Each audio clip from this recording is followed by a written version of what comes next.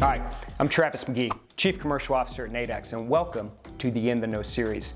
In this series, we take some of the key trading concepts out there, break them down, in hopes of providing you a little bit of education to help you along in your own journey and help you become and position yourself to be a more successful trader. Now, in today's video, we're going to talk about what you need to know while you're trading. So you've already placed that trade. What is it that you need to know once that trade's placed?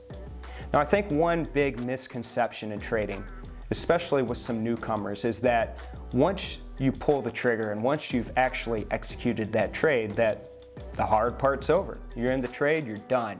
Now you just coast, you wait until you hit that profit level, or you hit that level to exit on the downside, so your max risk that you're willing to take on for that trade, and that's all you need to do.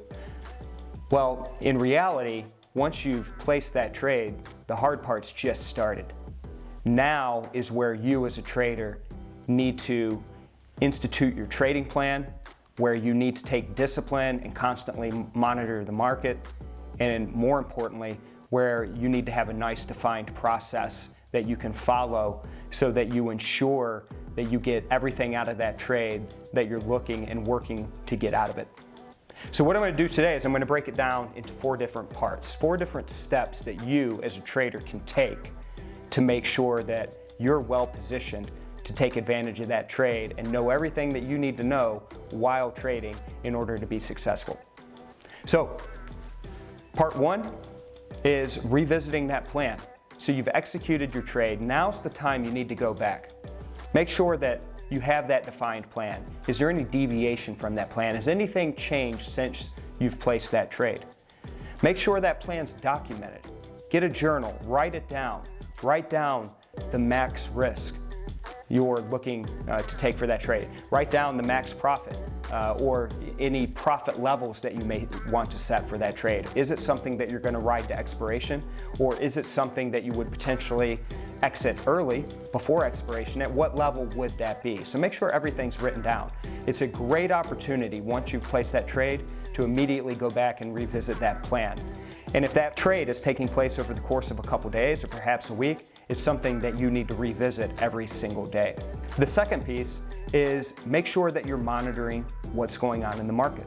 Monitor the trade. Again, time frame's a big component here. Is your trade a 5-minute trade? Is it a 2-hour trade, 1-day trade, 1-week trade? Obviously, the longer the trade, the more frequently you're going to monitor over time.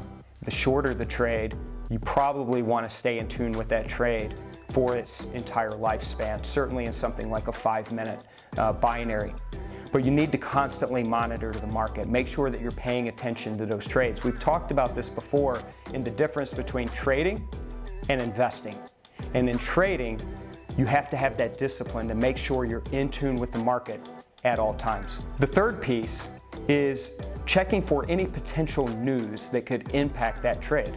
Again, do a quick scan for any economic data that may be coming out. Is there anything coming up on the economic calendar that perhaps you missed? Is there anything coming up that could potentially serve as headline risk? So every morning, I'm doing through various social media channels a morning update. And more times than not in this morning update, I provide a heads up on some of the potential headline risks that are out there in the market. That's a habit that as a trader, you yourself need to get into as well.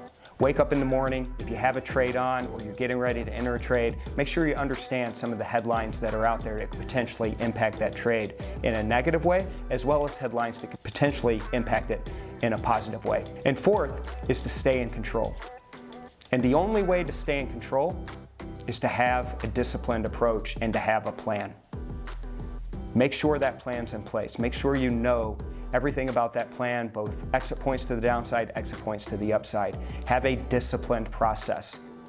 Build out that trading routine that we've talked about and make sure that you execute it flawlessly on every single trade. These 4 steps, these 4 tips, this checklist is definitely going to get you on your way to being a more successful trader.